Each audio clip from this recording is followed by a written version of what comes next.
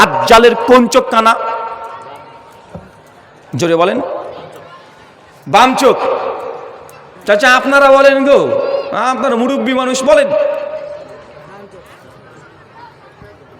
একজন হচ্ছে বাম চোখ, আপনারা কি বলছেন? দাজ্জালের একটাই চোখ, মাশাআল্লাহ। আচ্ছা চোখটা কোথায়? কপালে। আলহামদুলিল্লাহ, মানে আপনারা ওয়াজ মাহফিল শোনেন। তারপরে দাজ্জালের একটাই চোখ, চোখ আবার কপালে, আর বাম চোখ কানা। আর বলেন চাচারা বলছে, সব ইয়াং ছেলেরা বলছে। চাচা দাজ্জালের যে কপালের চোখ, আচ্ছা দলিল কি ভাই? আমি তো পাইনি আজ পর্যন্ত, অনেক খোঁজার চেষ্টা করছি, পাচ্ছি না। দাজ্জালের কপালের চোখ, আবার দাজ্জালের যে একটা চোখ, এরই বা দলিল কোথায়? এটা হচ্ছে চলন্ত ধর্ম। আমরা মনে করছি দাজ্জালের একটা চোখ, আবার চোখটা কপালে। ওই যে হাদিস যদি ঘাটা যায়, সহিহ বুখারী কিতাবুল ফিতানে আসছে, হাদিস নম্বর 7123, আল্লাহ নবী বলছেন দাজ্জালের ডান চোখ কানা। কোন চোখ কানা? ডান চোখ কানা। সেটা দেখতে আঙ্গুর ফলের মতো, মানে বেচারা কানা, দেখতেই পায় না। আর সুনান ইবনে মাজাহ হাদিস নম্বর 4071 কিতাবুল ফিতানে আসছে, নবী বলছেন দাজ্জালের বাম চোখটাও কানা। সেই চোখ কেমন? ঝলসানো, মানে চামড়াগুলো পুরো ঝলসিয়ে গেছে।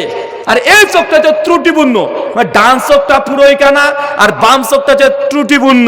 ইমাম ইবনে হাজার আসকানী রাহিমাহুল্লাহ সহিহ বুখারী বিশ্ববিখ্যাত ব্যাখ্যা গ্রন্থ ফতুল বারী হাদিস 7123 সরা ব্যাখ্যা করতে গিয়ে তিনি বলছেন দাজ্জালে মূলত দুটো চোখই কানা। কে জনগণ মনে করে দাজ্জালের একটা চোখ, অথচ হাদিস দ্বারা দুটোই প্রমাণিত।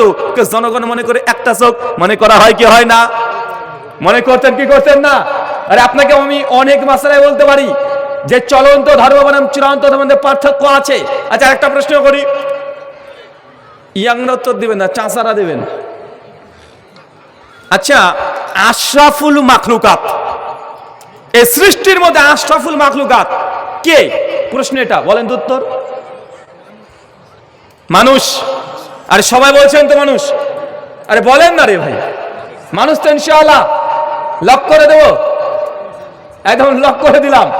আচ্ছা মানুষ যদি আশরাফুল মাখলুকাত হয়, তাহলে ফেরাউন বলেন এই মালটাকে আশরাফুল মাখলুকাত, আল্লাহ সৃষ্টির সেরা মাখলুকাত বলেন। নমরুদ বলেন এই মালটাকে, হামান বলেন এই মালটাকে, আবু জাহেল, আবু লাহাব, উদওয়া, সাইবা, আমাদের চাওয়ালা, বলেন বলেন এই মালগুলোকে সব আশরাফুল মাখলুকাত।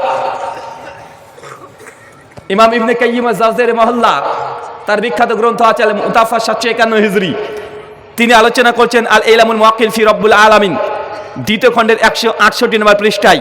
তার আরেকটা বই আছে মানারুল মুনিফ, 28 নম্বর পৃষ্ঠায় তিনি এই মাসালা নিয়ে আলোচনা করছেন যে মানুষ যে আশরাফুল মাখলুকাত, ডাইরেক্ট কোনো কোরআনের আয়াত নাই, ডাইরেক্ট কোনো হাদিস থেকে প্রমাণিত নয়।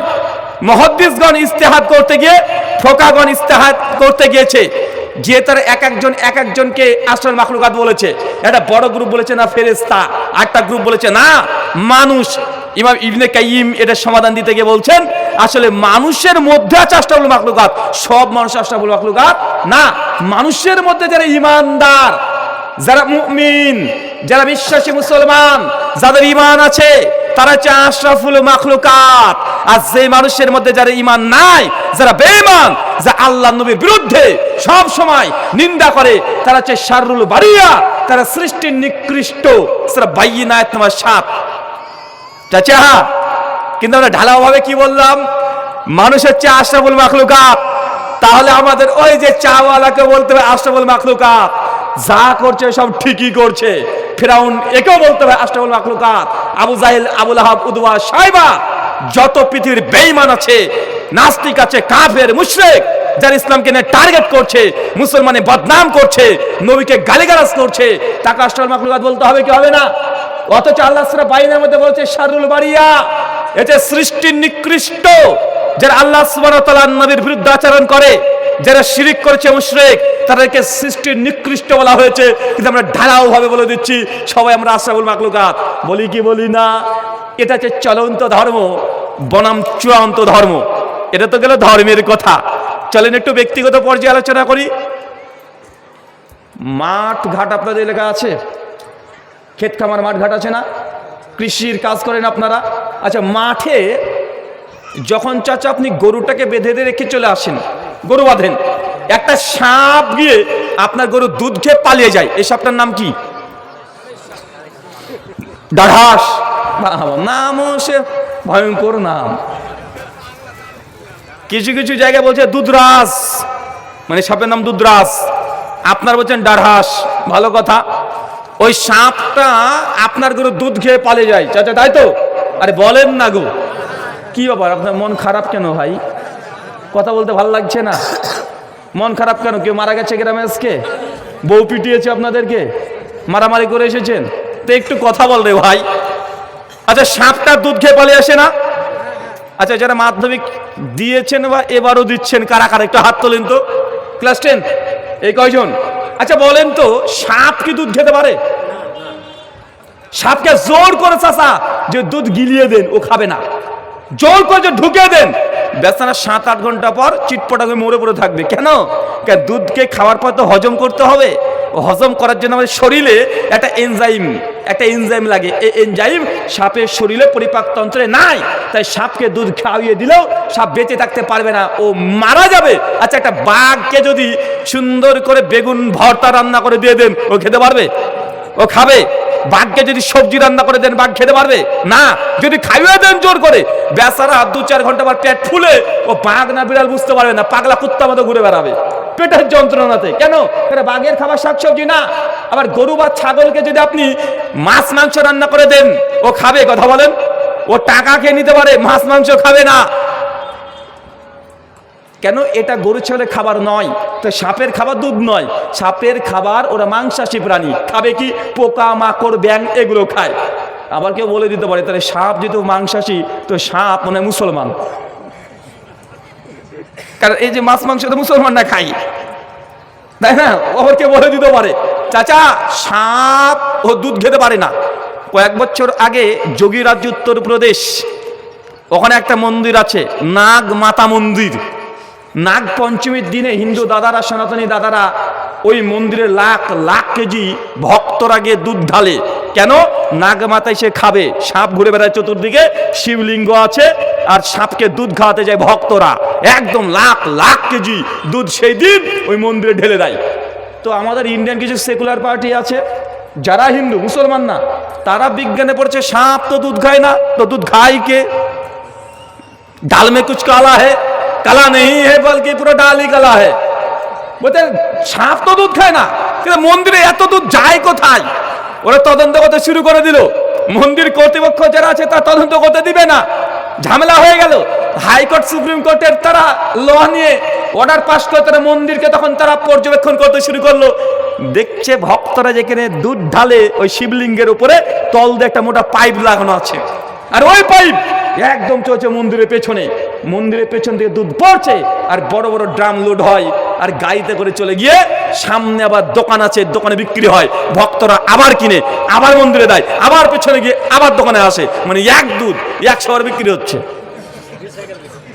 এখন আপনি যতই আমার মোদিজিকে বুঝান সাপ দুধ খায় না, মোদিজি তাও ঢালবে, মনে করবে সাপ দুধ খায়। কেন?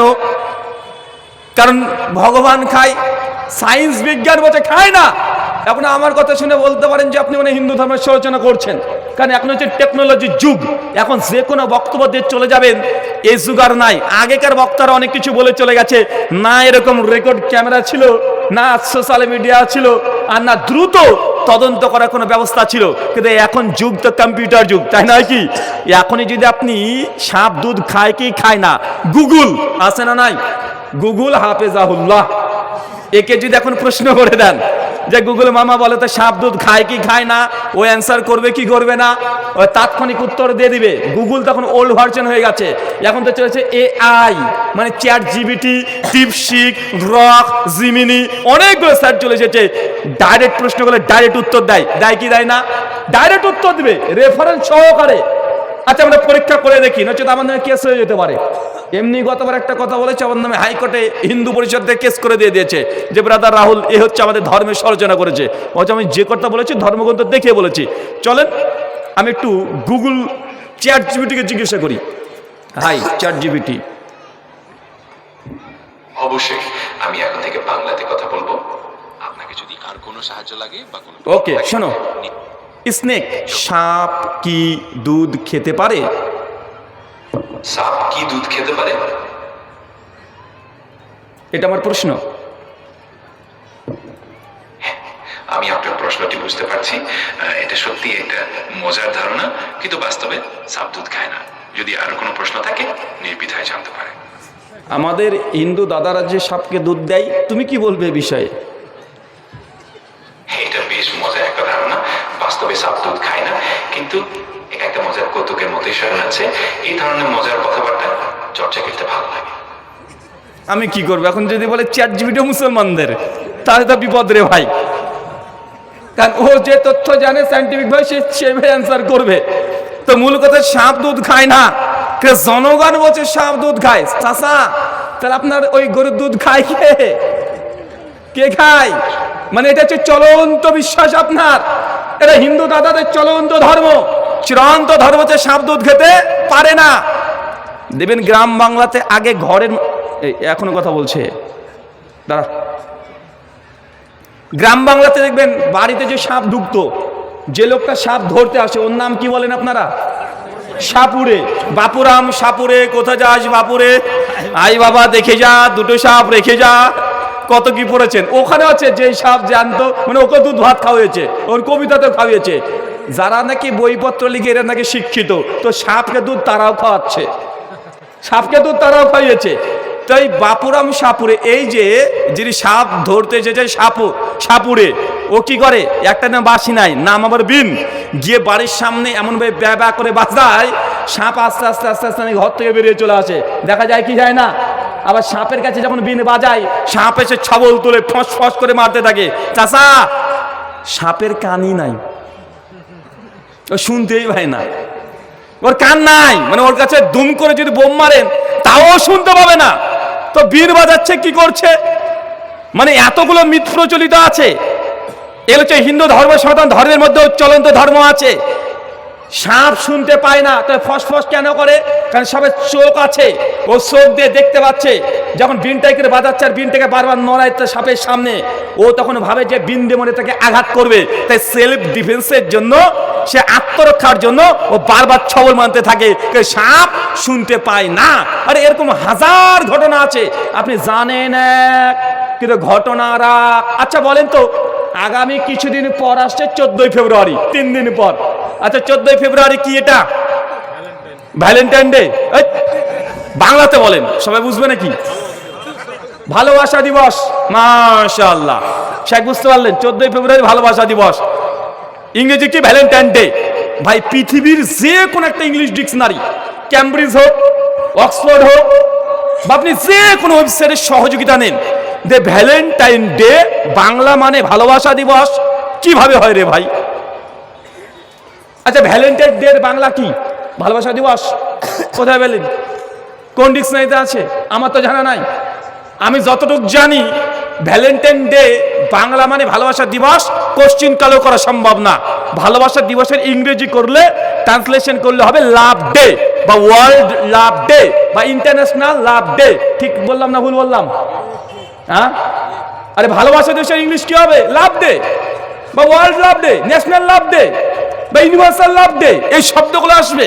কিন্তু ভ্যালেন্টাইন ডে এর বাংলা কি ভালোবাসা দিবস হয় রে ভাই? আচ্ছা ঠিক ভালোবাসা দিবস না, এটা বিশ্ব লুচ্চা দিবস। কি দিবস? আরো জোরে বলেন, জোরে বলেন। ও নিজের বিরুদ্ধে যাবে, মানে এই জন্য বলছেন না। বিশ্ব কি দিবস? বিশ্ব লুচ্চা দিবস। কারণ এই দিবসে যারা ভালোবাসা দিবস পালন করে, তাদের মধ্যে একজন বৈধ ভালোবাসা দিবস পালন করে না। হয় বিয়ের আগে অ্যাফেয়ার, প্রেম ভালোবাসার সম্পর্ক, লোককে অজানা করে না জানিয়ে প্রেম ভালোবাসা করছে, তারাই ভালোবাসা দিবস পালন করছে। তো এটা কি ভালোবাসা দিবস না বিশ্ব জেনা দিবস? কি দিবস? সূরা বানী ইসরাঈল আয়াত নম্বর 32 আল্লাহ বলছেন লা তাকরাবুজ জিনা, জিনা যে রাস্তায় আছে তার ধারে কাছে যেও না। আর আপনি বিয়ের আগে যদি এরকম প্রেম করেন, গোলাপ ফুল আদান প্রদান করেন, তো ভাই বলেন তো এটা ভালোবাসা দিবস না লুচ্চা দিবস? কি দিবস? তো যারা এই দিনকে মূল্যায়ন করবে, যারা এই দিনকে একজন অপরকে গিয়ে গোলাপ ফুল দিবে, তারা এক একটা কি বলেন? আর মেয়েগুলো লুচ্চি। মানে যে ছেলেরা করে লুচ্চা আর মেয়েরা করলে কি হবে? আচ্ছা লুচ্চি। মানে এই দুটাই মানে এত সমাজের মধ্যে এটা ঢুকে গেছে, এত অশ্লীলতা বেহায়াপনামো। আর আন্তর্জাতিক রিপোর্ট বলছে গোটা বিশ্ব জগতের মধ্যে সবচেয়ে যে দিনে সবচেয়ে বেশি নারী ধর্ষণ হয় সে 14ই ফেব্রুয়ারি। কোন দিন? 14ই ফেব্রুয়ারি। তাই আপনার যদি মেয়ে থাকে, আপনার যদি বোন থাকে, খবরদার 13ই ফেব্রুয়ারি, 14ই ফেব্রুয়ারি, 15ই ফেব্রুয়ারি আপনার মেয়েকে, আপনার বোনকে বাড়ি থেকে বের হতে দিবেন না। যদি বের হয় জেনে রাখবেন, সাজুগুজু করে বের হওয়া মানে হয় সে নিজে ধর্ষিত হবে, না ইচ্ছাকে তার একজনকে ধর্ষণ করতে দিবে। এই দিনে কোনো কাজ থাকতে পারে, কথা বলেন, থাকলেও এই দিনে কাজ করতে দিবেন না। সতর্ক বাণী। কারণ এই দিনে সবচেয়ে শয়তান বেশি ঘোরাঘুরি করবে এই যুবক তরুণদেরকে নষ্ট করার জন্য। 14ই ফেব্রুয়ারি ভালোবাসা দিবস না, এটা খ্রিস্টান প্যাগানদের একটা ধর্মীয় উৎসব। কিভাবে এটাকে ভালোবাসা দিবস বানিয়ে ফেললেন। আল্লাহ সুবহানাহু ওয়া তাআলা আপনাদেরকে বোঝার তৌফিক দান করুক, আমিন। আচ্ছা বলেন তো 25শে ডিসেম্বর কি দিন? বড়দিন, ক্রিসমাস। এটা কি বলি আমরা? বড়দিন বলি তো নাকি? আচ্ছা 25শে ডিসেম্বর বড়দিন, মাথা রেখে দেন চাচা।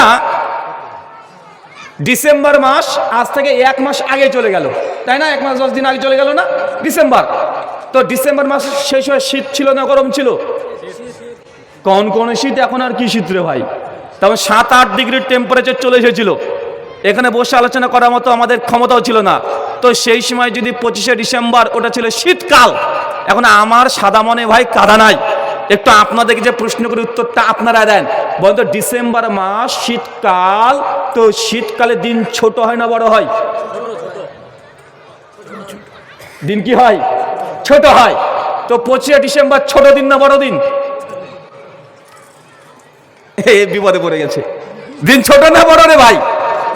আর ডিসেম্বর মাস ছোট দিন, কিন্তু বাঙালি বলছে বড় দিন। নে ঠেলা, কে কাকে বুঝায়? আর আমি নিজের চোখে দেখছি 25শে ডিসেম্বর ছোট দিন। এটা বড় দিন জিন্দেগিতে হতে পারবে না। দিন বড় হয় গরমের সময়। কোন সময়? গ্রীষ্মকাল, গরম, জুন জুলাই মাসে। 22শে জুলাই সবচাইতে লং টাইম দিন থাকে, আর 22শে ডিসেম্বর সবচাইতে ছোট দিন হয়। তো 25শে ডিসেম্বর ছোট দিন হলো না বড় দিন হলো? আরে বড় দিন না, এটা ছোট দিন। গোটা বিশ্বের খ্রিস্টানরা প্রচার করে দিয়েছে এটা হচ্ছে বড় দিন। এই দিন আপনিও কেক কেটে খাচ্ছেন, বউকে সে কেক কিনে দিচ্ছেন, বেটাকে কেক কিনে দিচ্ছেন, আসে না নাই? আসে না নাই? করছেন। এখন আপনি বুঝতে পারছেন সরিষার মধ্যে ভূত কিভাবে ঢুকে থাকে, দেখছেন ডাইরেক্ট ভুল। তারপরে আপনি নিজে পালন করবেন, করেন কি করেন না? করেন কি করেন না? আরে করেন। কতগুলো আপনাকে উদাহরণ দিব।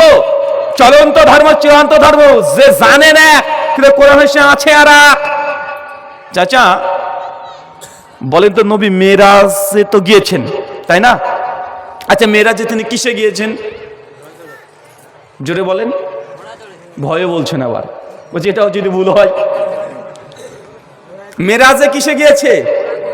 বুরাক, তাই না? বুরাক। দলিল প্রমাণ দেন। এটাও ভুল। ভাই কি বলেন, এটাও ভুল? হ্যাঁ চাচা দুঃখিত, এটাও ভুল। আসলে আমরা অর্ধেক জানি, অর্ধেক জানি না। সত্য কি এবার বুঝেন। আল্লাহর নবী সেই রাত্রিতে দুটো জার্নি হয়েছে, দুটো সফর হয়েছে। এক, মসজিদুল হারাম মানে মক্কার কাবা শরীফ, হাতিম নামক জায়গা থেকে একদম বাইতুল মুকাদ্দাস, টেম্পল অফ সুলাইমান, জেরুজালেমের মসজিদ, যেটা নিয়ে ইহুদিদের সঙ্গে আজকের দিনে লড়াই চলছে। কথা বুঝতে পারছেন? এই যে জার্নিটা, এই যে সফরটা, এটার নাম হচ্ছে ইসরা। এটার নাম কি? ইসরা।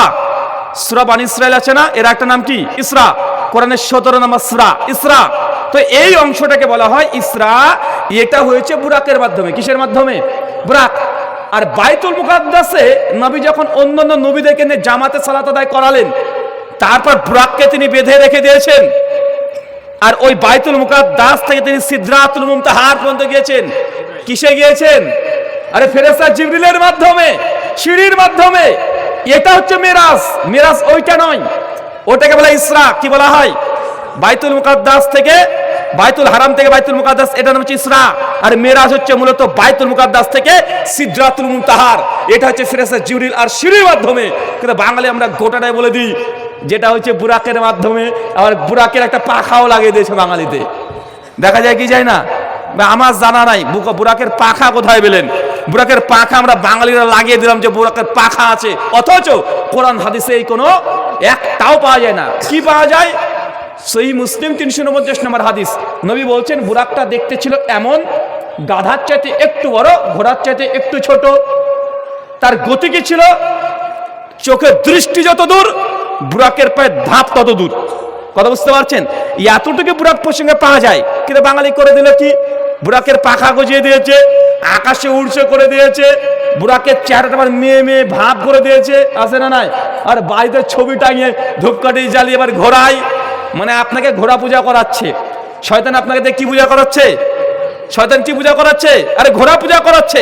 দেখুন অনেক জায়গাতে মুসলমানের বাড়ি, একটা পায়রা আছে কবুতর, মুখে একটা আল্লাহু মোহাম্মদ লেখা একটা ছবি, তার পাশে একটা ঘোড়া, ওর উপরে অনেক কিছু লেখা আছে। আর মুসলমান প্রতিদিন দোকানে যাচ্ছে আর এইভাবে একবার ঘোরাচ্ছে, এবার এই ছবিতে ঘোরাচ্ছে, দোকানের এই মাথায় যায় ওই মাথায় যায়, একদম ভক্তি ভরে বারবার প্রণাম করছে, করে ক্যাশ বাক্সের মধ্যে ঢোকাচ্ছে ধূপকাঠি দা। বেটা তো লুঙ্গির তলে একবার ঢোকা, মানে পরিকল্পিত শয়তান। দেখেন তাকে কি পূজা করাচ্ছে? ঘোড়া পূজা করাচ্ছে। তাকে দিয়ে পায়রা পূজা করে নিচ্ছে, পায়রা কবুতর। আরে সুনান আবু দাউদ স্পষ্ট হাদিস, আল্লাহ নবী বলেছেন 1754 নম্বর হাদিস, পায়রা হচ্ছে শয়তান। পায়রা কি বলা হয়েছে? পায়রাকে অপর ভাষায় হয়েছে এটা শয়তান। একজন সাহাবী নয়, একজন ব্যক্তি আর একটা পায়রাকে তার ছিল, তা আল্লাহ নবী বলেছেন একজন শয়তান একজনকে ধরতে যাচ্ছে, মানে একটা শয়তানকে ধরতে যাচ্ছে। তো পায়রাকে অপর ভাই হাদিসে হচ্ছে শয়তান বলা হয়েছে। কেন জানেন? কারণ খ্রিস্টান ধর্মে গডের কনসেপ্ট তিনটে, এক father, son and holy ghost, পিতা, পুত্র, পবিত্র আত্মা। জানা আছে না নাই? আচ্ছা, পিতাকে যিনি স্বর্গীয় ঈশ্বর, যিনি নিরাকার, খ্রিস্টানরা কোনো চেহারা দেয় না। পুত্র কোনটা? Jesus Christ. পবিত্র আত্মা কোনটা? যেটা হোলি স্পিরিট। খ্রিস্টানদের চার্চে দেখবেন পায়রার ছবি আছে, আছে না নাই? কেন? কারণ বাইবেলের New Testament gospel of John chapter 3 verse 16 থেকে 18 পর্যন্ত পরিষ্কারভাবে লেখা আছে, জিজাস ক্রাইস্ট যখন পানির মধ্যে বাপটিস্ম নিচ্ছিলেন খ্রিস্টানদের ভাষাতে, মানে গোসল করছিলেন, ডুব দিচ্ছিলেন, ওই সময়তে পবিত্র আত্মা কবুতরের নয়, মানে কবুতরের রূপ ধরে তিনি এসে তার কাঁধে বসেছিল। এই জন্য খ্রিস্টানদের ধারণা পবিত্র আত্মা যেহেতু কবুতরের রূপ ধরে এই দুনিয়াতে এসেছিল, তাই খ্রিস্টানদের সিম্বলে দেখবেন কবুতর আছে, আছে না নাই? কবুতর তারা দেয় কি দেয় না? তাই চার্চে দেখবেন কবুতর আছে। এখন গুগলে গিয়ে লিখেন হোলি স্পিরিট, দেন পায়রার ছবি পেয়ে যাবেন। কেন? খ্রিস্টানরা মনে করে এটা হচ্ছে পবিত্র আত্মা এর রুহুর মধ্যে প্রবেশ করেছিল। তো মুসলমান, পরোক্ষভাবে আপনি যে পায়রার ছবিটাকে পুজো করছেন, খ্রিস্টানদের চাল, ব্রিটিশদের চাল, এটা সেই সময় তাই ছবি অঙ্কন করে দিয়ে চলে গেছে, আপনার বাড়িতে এখনো আছে, আছে না নাই? আছে না নাই? আরে আজকে ছিঁড়ে ফেলতে হবে। শুধু আল্লাহর মোহাম্মদ যে নামটা লেখা আছে ওইটাকে টুক করে তুলে ফেলেন, তারপর ওটাকে মাটির তলে দাফন করে দেন। বাকি যে কবুতরের ছবি আছে এটা পুড়িয়ে ফেলেন। মুসলমানের বাড়িতে, মুসলমানের দোকানে ভাই ছবি মূর্তি থাকতে পারে? কথা বলেন, ছবি মূর্তি থাকতে পারে? আরে না। সহিহ মুসলিম 2328 নম্বর হাদিস, নবী বলছেন যে বাড়িতে ছবি মূর্তি থাকে সে বাড়িতে রহমতের ফেরেশতা প্রবেশ করে না। আপনার বাপের ছবি যদি দেওয়ালে ঝোলানো থাকে তারপরেও ওই বাড়িতে রহমতের ফেরেশতা আসবে না। আপনার যদি মূর্তি থাকে, পুতুল সাজিয়ে রেখেছেন, অনেক সুন্দর করে খাট আছে, খাটে ময়ূরের ছবি আছে, দেখা যায় কি যায় না? খাট আছে, খাটে মাছের ছবি, ড্রেসিং টেবিলে মাছের ছবি অঙ্কন করেছেন, এই ঘরে যতদিন এই মূর্তিগুলো থাকবে আল্লাহ নবী বলছেন রহমতের ফেরেশতা আসবে না। কথা শুনে মনে হতে পারে রুহুল আমিন ভাই আপনি খুব কঠিন কথা বললেন। ভাই কথা আমার নয়, কথা নবীর। কার কথা বলেন? কথা কার? যদি রাগ করতে হয় নবীর উপরে রাগ করতে হবে, আমাকে বলে তো দোষ নেই। আমরা তো বাংলাতে অনুবাদ করছি, তিনি তো আরবি ভাষায় বলে গিয়েছিলেন। আপনি বাঙালি মানুষ, বাংলা বুঝেন, আপনি আরবি বুঝেন না, তার জন্য আপনাকে অনুবাদ করা হলো। যদি রাগ হয়, খুব বেশি রাগ হয়, তাহলে 1 লাখ টাকা খরচ করে হজ করতে চলে যান, মদিনাতে যাবেন, নবীর কবর আছে ওখানে, সালাম দেওয়ার পরে ইয়া রাসূলুল্লাহ আপনি কেন এই কথা বলেছেন, কেন এই কথা বললেন? ওই রাগটা নবীর উপরে ঝাড়তে হবে। কার উপরে? যদি ক্ষমতা থাকে ওইখানে গিয়ে বলতে হবে। আরে আমরা তো অনুবাদ করে শোনাচ্ছি। আপনি যদি বলেন যে হুজুরা বেশি বাড়াবাড়ি করছে, আরে এই কথা আমার উপরে নয়, কারণ যার কথা বলছি তার করে পড়বে। তাই সাবধান ও সতর্ক থাকেন। যদি পরিবারের মধ্যে বরকত পেতে চান, তাহলে ছবি মূর্তি যা আছে আজকে বাড়িতে গিয়ে প্রথম কাজ, যত ক্যালেন্ডার আছে, যত ছবি আছে, যত মূর্তি আছে, যত পুতুল আছে, পুতুলটাও রাখবেন না। বাচ্চা যদি পুতুল খেলতে চায়, মুন্ডুহীন পুতুল, কথা বুঝেননি মনে হয়, মুন্ডুহীন পুতুল বোঝেন মানে মাথা নাই। আমাদের আয়েশার একটা হাদিস শুধুমাত্র সেই বুখারীতে পাওয়া যায়। তিনি একটা ঘোড়া নিয়ে খেলছিলেন। নবী বলছে, আয়েশা এটা কি? বলছে, নবী সুলাইমানের ঘোড়া। আল্লাহ নবী হেসে দিলেন। কথা বুঝতে পারলেন? এই হাদিসটাকে সামনে রেখে ইমাম ইবনে হাজার আসকালানী রাহিমাহুল্লাহ ফাতুল বারীর মধ্যে আলোচনা করতে গিয়ে বলছেন, অতএব যদি আনম্যাচিওর কেউ থাকে, তাহলে সেক্ষেত্রে তারা এই পুতুল নিয়ে খেলতে পারে। ইমাম ইবনে হাজার আসকালানী বলছেন, সেই সময়তে যে সময় আরবে মূর্তি তৈরি করত, ওই মূর্তিতে মাথা থাকতো না, মুন্ডু থাকতো না, মুন্ডুহীন। যদি মূর্তি বা কোনো ভগবানের ছবি নয়, মূর্তি এমনি মানুষ, ঘোড়া, এই ছবি নিয়ে যদি আপনার ছেলে খেলতে চায় খেলতে পারে। কিন্তু গোটা গোটা একদম মূর্তি ছেলেকে কিনে দিবেন। আসার সময় দেখলাম দোকান ওইদিকে আছে, ওখানে পুতুল বিক্রি হচ্ছে, মুসলমানের অনুষ্ঠান। এটা তো অসীম সরকার আসার দরকার ছিল, আমরা না এসে, বুঝেন নাই? হ্যাঁ, ওই মালটা যদি আসতো তাহলে ওগুলো বিক্রি করলে ভালো ছিল, কিন্তু আপনারাও কিছু বলেন না। মানে এটা এত বড় গুনাহ। আল্লাহর নবী বলছেন ঘরের রহমতে ফেরেশতা ঢুকে না। আল্লাহ নবী বলছেন, পেঁয়াজ, ভাই বলেন তো হালাল না হারাম খাবার? হ্যাঁ, পেঁয়াজ তো হারাম না, হালাল, তাই না? নবী বলছেন পেঁয়াজ খাও না। কেন খাবে না? দুজন কষ্ট পায়, এক ফেরেশতা, আর দুই তোমার মুমিন ভাই, মুসলমান ভাই।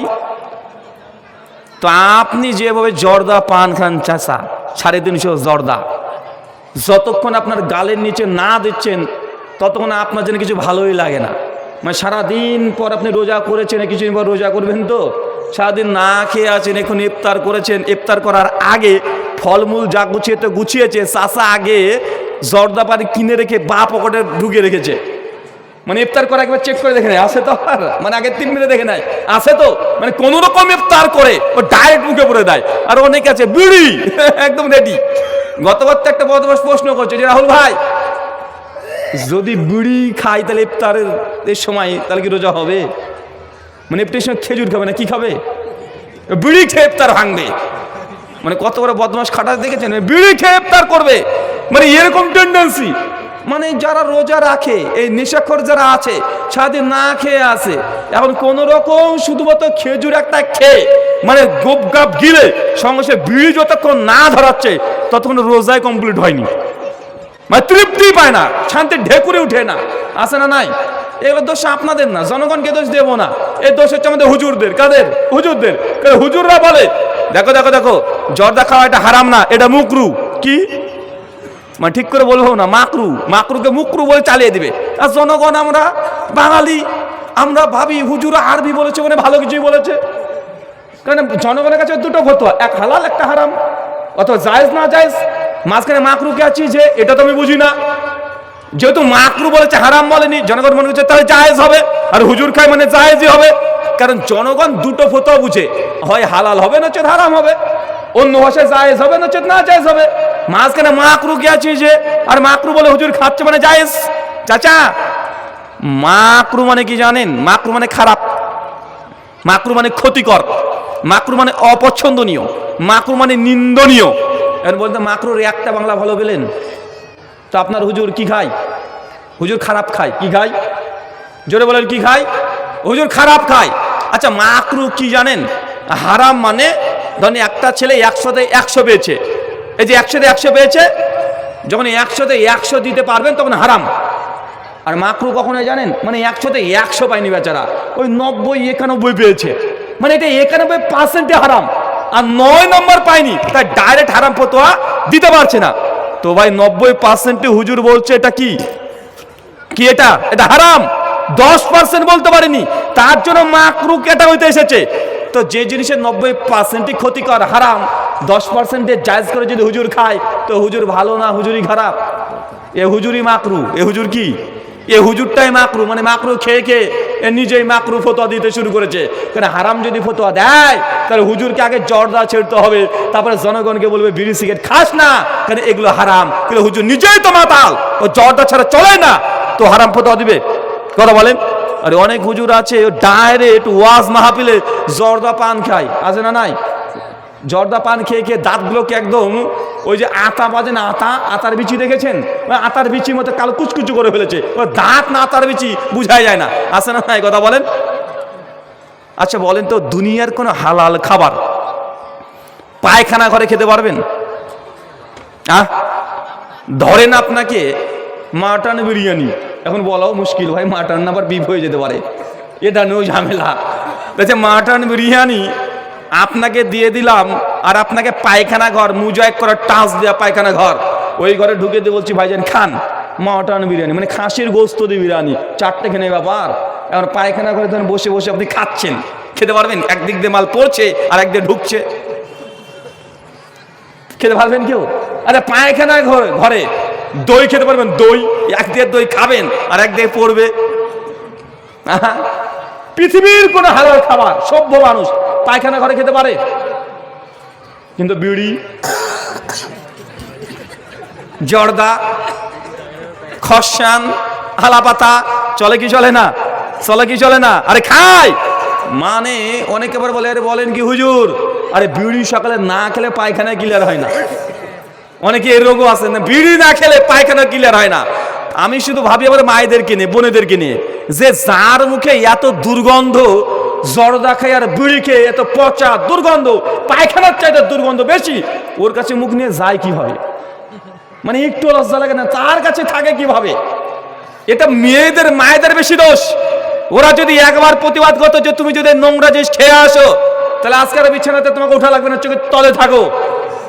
যতদিন তুমি এই নেশা বাদ না দিচ্ছ ততদিন কাছে আসা চলবে না। যদি আন্দোলন করে দেয় 10 দিন, 12 দিন, 1 মাস, তারপর দেখবেন অটোমেটিক কখন যে ওই নেশার কারণে এই নেশা জানলা দিয়ে পালাবে, টেরি পাবে না।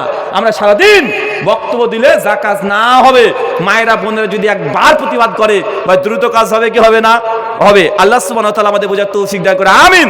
নবী বলছেন, সুনান ইবনে মাজাহ 3376 নম্বর হাদিস, শেখ আলবানী শেখ সোহেব আরনাউত সনদ সহিহ বলছেন, কুল্লু মুস্কির খামরুন, যেসব জিনিসে নেশা হয় সেগুলো সবগুলো মদের অন্তর্ভুক্ত। কুল্লু খামরুন হারামুন, আর যেটাই মাদকতা সেটা হচ্ছে হারাম। কি সেটা? হারাম। হুজুর বলবে সিগারেটের কথা তো কোরআনে নাই, বিড়ির কথা তো কোরআনে নাই, গাঁজার কথা কোরআনে নাই, এমনকি গাঁজা খাওয়া জায়েজ হবে? বলেন তো। উনি বলছেন সিগারেট বিড়ির কথা কোরআন হাদিসে নাই, জর্দার কথা কোরআন হাদিসে ডাইরেক্ট নাম নাই, অতএব এটা হারাম না, এটা মাকরু। তখন গাঁজাখোর বাউল ফকির এসে যদি বলে যে আমার গাঁজার কথাও কোরআনে নাই, আমার গাঁজার কথা হাদিসে নাই, তো গাঁজা যদি দুমদাম টানে জায়েজ বলে দিবেন? মাকরু বলে দিবেন? আচ্ছা অনেক আছে কোরেক্স খায়, কোরেক্স ঔষধ হিসেবে নয়, গোটা বোতলটাই মেরে দেয়, আছে না নাই? তো এখন ঔষধ হিসেবে খেলো না, নেশা হিসেবে খেলো? কি হিসেবে খেয়েছে? ও নেশা হিসেবে খেয়েছে। এখন কেউ যদি বাংলা মদ খায়, ওই পানি পানি মদ, ওই মদ খেয়ে যদি বলে যে মদের কথা হারাম লেখা আছে, কিন্তু এই বাংলা মদের কথা তো লেখা নাই। কেউ দেখছে রাম খাচ্ছে, আবা বাবা রাম বলা মুশকিল, তখন জয় শ্রীরাম পার্টিবার চলে আসতে পারে। মানে এই রাম মানে ওই রাম নয়, এটা আরে এম রাম, মানে মদ, মানে অ্যালকোহল মার্কেটে বিক্রি হয়। কেউ যদি বলে মদ খাওয়া হারাম, কিন্তু রাম খাওয়া হারাম না, তখন আল্লাহ কি তোমার মদের নাম সব কোয়ালিটি কোম্পানির নাম ব্র্যান্ড লিখে দিবে নাকি? যে বিড়ি হারাম, সিগারেট হারাম, জর্দা হারাম, আলাপাতা হারাম, শান ট্যাবলেট হারাম, খৈনি হারাম, এই একটা একটা করে সে নাম লিখতে যাবে? তো আল্লাহ যদি নিশান নামই লিখতো, তাহলে এরকম আর একটা কোরআন লাগতো শুধু যতগুলো দুনিয়াতে নেশা আছে ওই নেশাগুলোর নাম লিখতে। তো গোটা কোরআন কিছু নিশান নাম লিখবে নাকি রে ভাই? নবী এই জন্য এক কথা বলে দিয়েছে, কুল্লু মুস্কির খামরুন, যা খেলে মানুষের মধ্যে নেশা তৈরি হবে তা সবগুলো হারাম। নেশাটা কাইটে রাখি, যা খেলে পেট ভরে না, না খেলে ভালো লাগে না, বুঝেননি মনে হয়? না খেলে কি হয়? মানে খেলে পেট ভরবে না, কিন্তু না খেলে ভালো লাগে না, আছে না নাই? ওই যে ইফতারের পরে দেখবেন সব খান, খাওয়ার পরে ভালো লাগে না, যতক্ষণ না টান না মারছেন, তার মানে এটা কি আপনার? এটা আপনার জন্য নেশা। আচ্ছা কে কে বুড়ি খান একটু হাত তোলেন তো।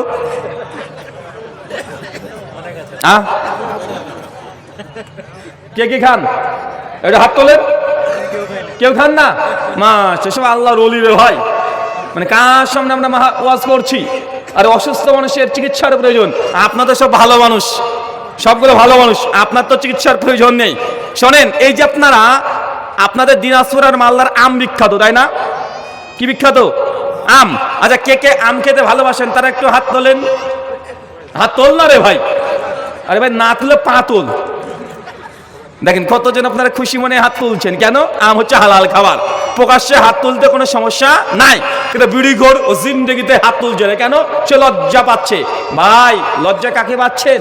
রবকে ভয় লজ্জা করেন, আল্লাহকে ভয় করেন। আল্লাহকে ভয় করে আজকে পরিত্যাগ করে দেন। কেন? নেশাজাত দ্রব্য খেলে পান করলে ইবাদত কবুল হবে না, অন্য ইবাদত কবুল হতে পারে, জিন্দেগিতে দোয়া কবুল হবে না। কি কবুল হবে না? দোয়া কবুল হবে না। যতই আপনি দোয়া করে কাবা শরীফে গ্লাভ ধরে কাটাকাটি করেন, মুসনাদে আহমদের হাদিস, একজন ব্যক্তি কাবা শরীফের গ্লাভ ধরে হাউমাউ করে কান্না করছে। আল্লাহ ডাইরেক্ট তাকে বলছে দোয়া কিভাবে কবুল হতে পারে? ও যা খেয়েছে সেটাও হারাম, যে পোশাক পরেছে এটা হারাম টাকার পোশাক। এ যতই কাবা শরীফে গ্লাভ ধরে দোয়া করুক, তারপরে বান্দার দোয়া কবুল হবে না। আপনি যদি হারাম খাদ্যদ্রব্য দিয়ে যদি আপনার শরীরে রক্ত মাংস যদি তৈরি হয়, রক্তের মধ্যে যদি হারাম কোনো কিছু প্রবেশ করে, কোনো কিছু কবুল হোক চাই না হোক, দোয়া জিন্দেগিতে কবুল হবে না। যতই আপনি হাউমা করে কাবা শরীফের কাছে চলে যান, তারপরে দোয়া কবুল করতে পারবেন না। নবী বলছেন কবুল হবে না। তার মানে আপনাকে ভয় করা উচিত। আল্লাহ সুবহানাহু ওয়া তাআলা আমাদেরকে যাবতীয় এই চলন্ত ধর্ম থেকে দূরে থাকার তৌফিক দান করো, আমিন। যত রকমের নেশাজাত দ্রব্য আছে আল্লাহ সুবহানাহু ওয়া তাআলা এই নেশাজাত দ্রব্য থেকে আমাদেরকে তুমি বাঁচিয়ে রাখো, পড়ি আমিন। আমাদের মধ্যে যারা মৃত্যুবরণ করেছে আল্লাহ সুবহানাহু ওয়া তাআলা তুমি তাদেরকে জান্নাতুল ফিরদৌস দান করেছিল, বলি আমিন। যারা আমাদের মধ্যে এখন হালাল উপার্জন করতে পারেন আল্লাহ সুবহানাহু ওয়া তাআলা তুমি রাজ্জাক, তুমি রিজিক দাতা, আমাদের প্রত্যেককে হালাল উপার্জন দিয়ে পূর্ণ করে দাও, আমিন। এই বলে আজকের মতো আলোচনা শেষ করলাম। ওয়ামা আলাইনা ইল্লাল বালাগ। আসসালামু আলাইকুম ওয়া রাহমাতুল্লাহি ওয়া বারাকাতুহু।